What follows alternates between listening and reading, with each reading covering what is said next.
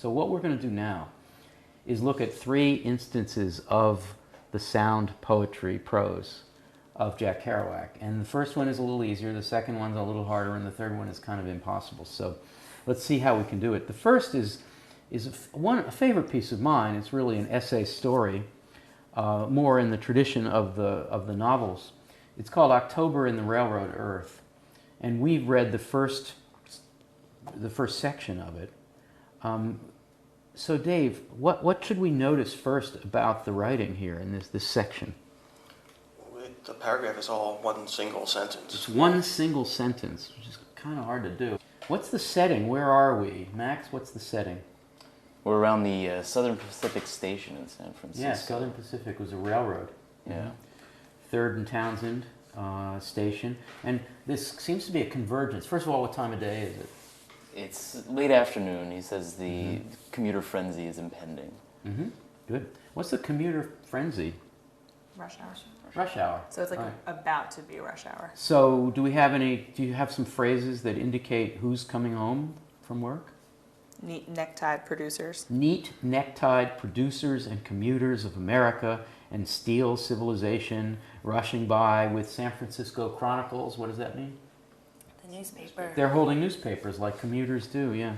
Does Jack does he hate them?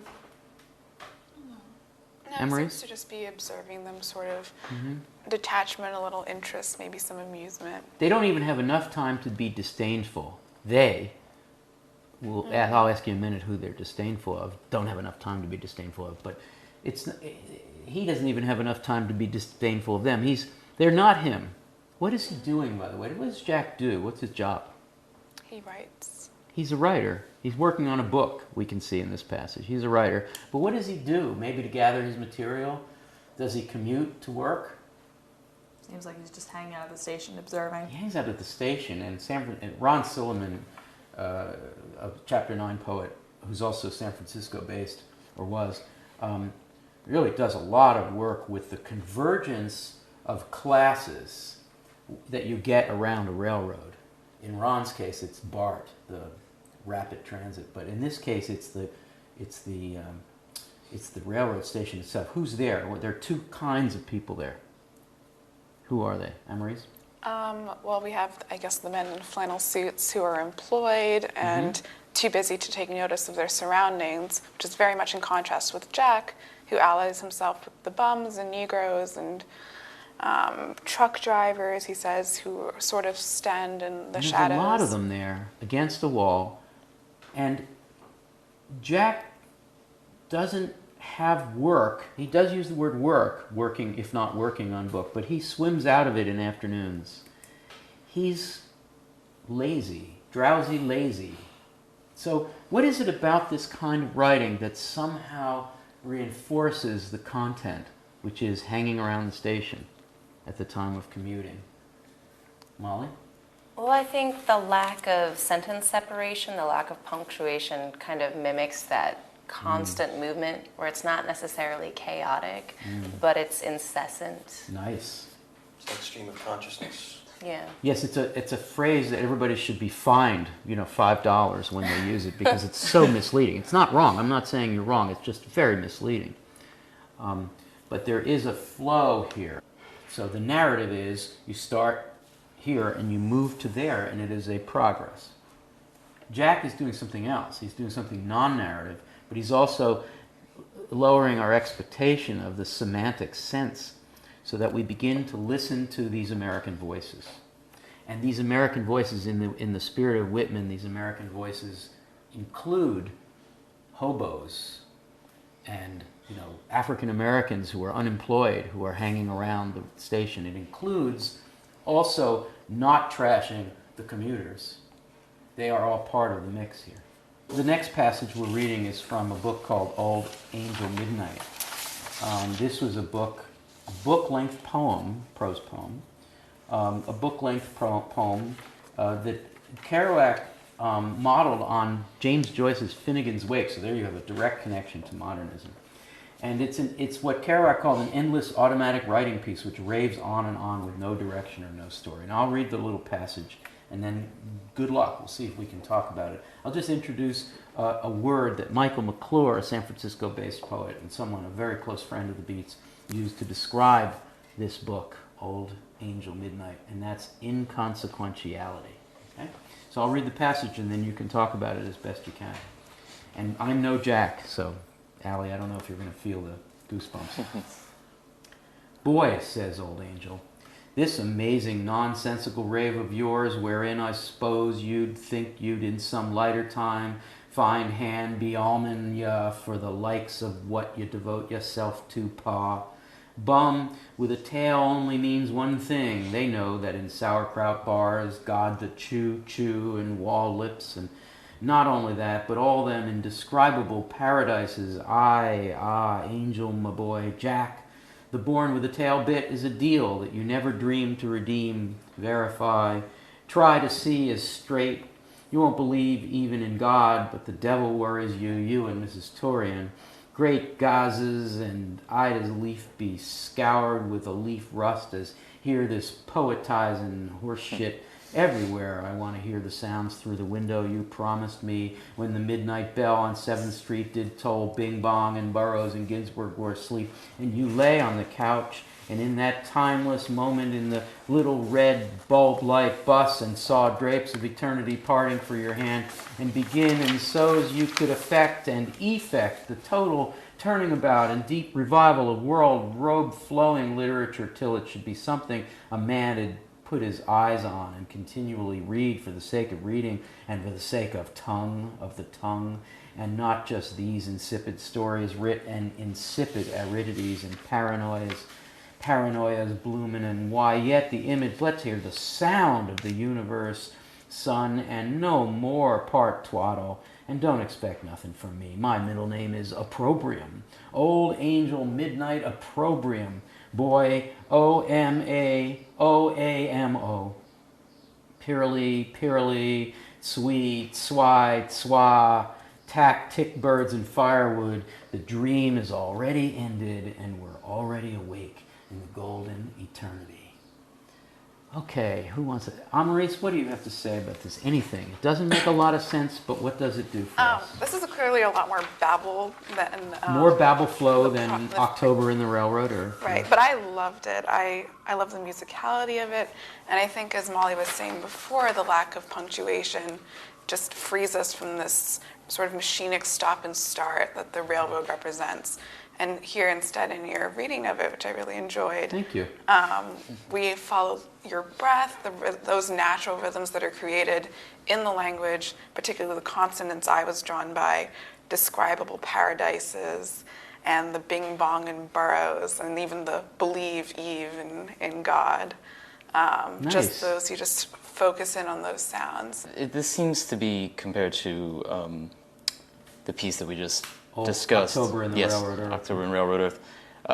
This seems to be a lot more voices, a lot more fragments, more non sequiturs, and October in the Railroad Earth is a scene in daylight, so there is that clarity of California that he talks about. So even though it is very like associative and it has its flow, it's still sort of defining a scene. Whereas this is, if it's supposed to be like Finnegan's Wake, it's more of a book of the night. And so these are voices in the darkness, and these are, and this is what happens when you're in a dream state where the images and people are coming at you. Molly? There's something very holy about it.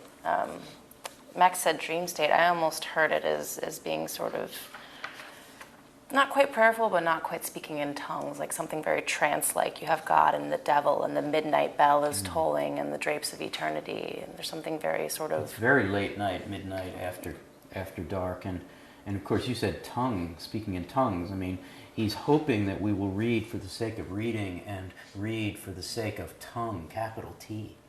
Yeah. It's as if speaking in tongues was speaking with the tongue, speaking with the importance of sound. We talked about sort of more in the opening chapters of the course about how all of these writers are in some way going to challenge how we think about reading and how we read. Right. And when he says reading for the sake of reading, that's kind of exactly what this is. And Amaris talked about this a little bit at the beginning, that once you kind of let go of wanting to make sense of it and want to make narrative of it, you get to just kind of revel in Yeah. what it says. Sound of the universe, right? Don't expect nothing from me. Just when you don't expect anything from writing, you're in the sense that Blanchot means, you're ready to have writing essentially be written. So that's a good transition to our last piece, which is real babble flow. I mean, this is pretty extreme babble flow. This is a piece, a paragraph that's quoted by Clark Coolidge in that terrific essay that he wrote about Kerouac's babble flow. And I'll read it, and this is really hard, but if what we just heard was the sound of the universe, I have a feeling that this is sort of the sound of America, you know, in a Walt Whitman sense. So here it is. Ah, rust, rust, rust, rust, die, die, die, pipe, pipe, ash, ash, die, die, ding, dong, ding, ding, ding, rust, cob, die, pipe, ass, rust, die, words. I'd as rather be permaganted in Rusty's moonlight rourke as be perturated in this bile arta panatolaire, where ack, the orshy rosh crouches my tired idiot hand, O Lord, I is coming to you'd soon's use readies and as can readies by Mazatlan heroes point out Mexico's, and all ye rhythmic bay fishermen don't hang fish eye soppy in my Ramadan give diggerette sop of Arab squat the Berber types that hang fardels on their women backwood as leaf Eric some son with blady matter, I guess, as whoop a mule and sing-song pathetic mule jump field by quiet fluff smoke North Carolina near Weldon Railroad Bridge. Roanoke millionaire, high ridge, high party, hi-fi, $1 million fin driver, skinfish, rod, tong, apple, finder, John, son, Ford, goodbye, paw, mule, America song.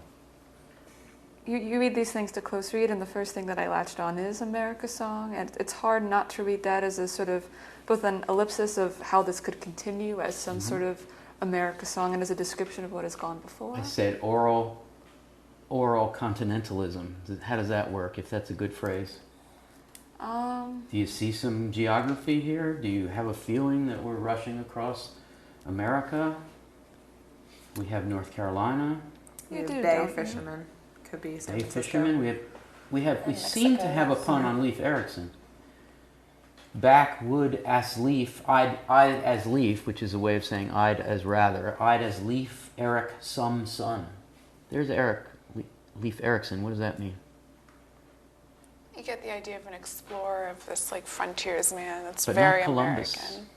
You get a sense of original, quote unquote, discovery, a certain focus on origins. Well, and also with Mazatlan heroes point out Mexico's. I mean, I think of Cortez and the And you conquering get of Cortez, Central and you America. get John Ford, the great American director of films, Americana, westerns.